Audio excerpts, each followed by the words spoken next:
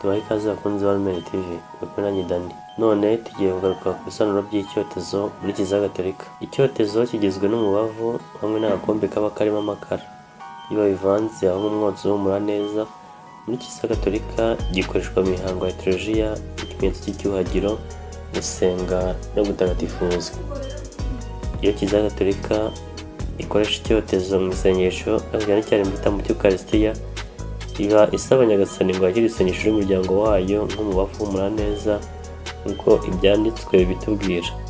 Isengesho ryanjye ribe nk'ububani bucumbekera imbere yawe, n'amaboko ndambuye abe nk'ituro rya nimugoroba.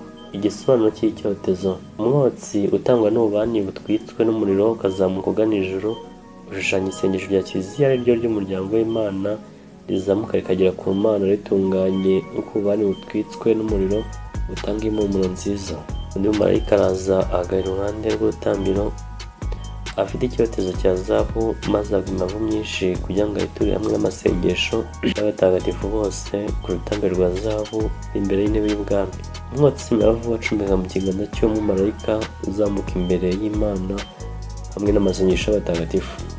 Tubisanga mu gitabo cy'Ibyahishuwe umutwe wa 8 kuva ku 3 kujya ku 4. Mu gitambo cya misa, umusaseridoti yose alitari ishushanya Kristo.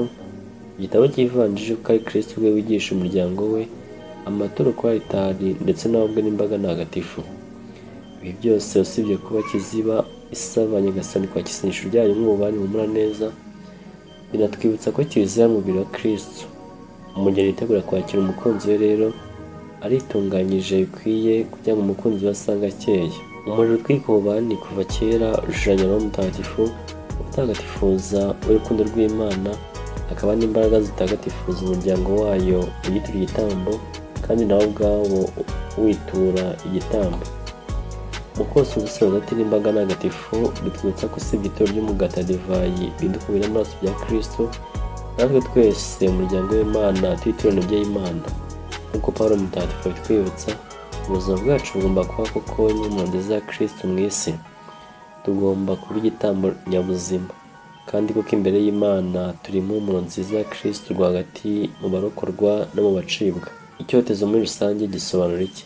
Gisobanura ko isengesho rizamuka rijya ku Mana nk'umwotsi uzamuka, icyubahiro gikomeye gihabwa Imana n'ibikoresho byayo bitagatifu, gutagatifuza no gusukura ibikorwa, gusukura ibintu cyangwa abantu, imihango mitagatifu ya Kiliziya. Bibiliya ubwayo igaragaza ikimenyetso igira iti: isengesho ryanjye ribe nk'ububani bucumbekera imbere yawe, n'amaboko ndambuye abe nk'ituro rya nimugoroba. Amateka y'icyotezo muri Kiliziya. Mu isezerano rya kera, icyotezo cyakoreshwaga cyane mu rusengero rw'Abayahudi, aho Imana ubwayo yabitegetse Musa. Urugero ni mu Misiri umutwe wa 30 umurongo wa 7 kugera kwa 8, aho abaherezabitambo batwikaga ububani mu rutambiro rwabugenewe mu rusengero. Byari ikimenyetso cy'isengesho rizamuka ku Mana. Intangiriro za Kiliziya, abakristo ba mbere ntibakoresheje cyane icyotezo, kuko abapagani n'Abaroma bagikoreshaga mu gusenga ibigirwamana. Ariko ubwo Kiliziya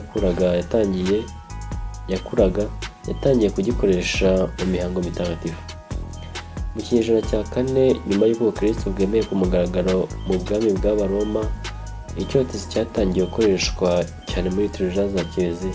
Igihe cya liturujia ya Kiliziya Gatolika, icyotezo ni igice cy'ingenzi cy'imihango ikomeye ya liturujia, cyane cyane mu misa zikomeye, ibirori bikuru bya Kiliziya, imihango yo gushyingura, Ukarisitiya n'indi mihango mitagatifu. Muri Kiliziya Gatolika, icyotezo gikoreshwa mu bihe byinshi bitandukanye bya liturujia.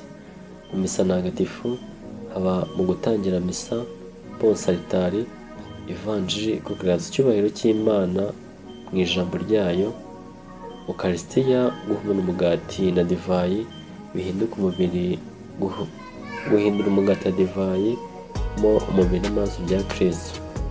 Hari kandi mu gushengerera, iyo Ukarisitiya igaragazwa, icyotezo gikoreshwa mu kwerekana icyubahiro gikomeye kuri Yezu uri muri Ukarisitiya.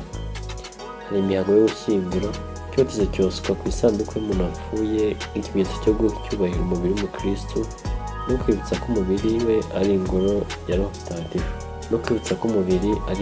Mutagatifu.